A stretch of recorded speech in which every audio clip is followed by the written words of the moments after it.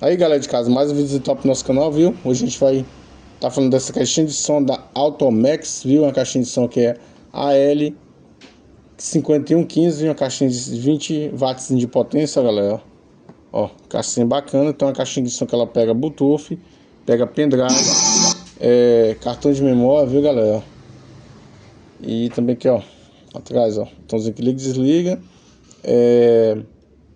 Conexão, se você está recarregando nela, pega USB e pendrive, viu galera? Ó, aqui ela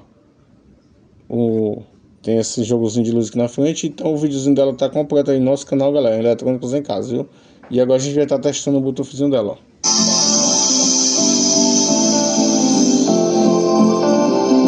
Olha galera, você pode estar baixando aqui, que é o volumezinho, que é o botãozinho de play e pausa, ó. Dei pausa, eu vou dar o playzinho. E aqui, ó, esse MZ é um módulo. E esse aqui o mais é o botãozinho que vocês vão estar aumentando o volume, ó.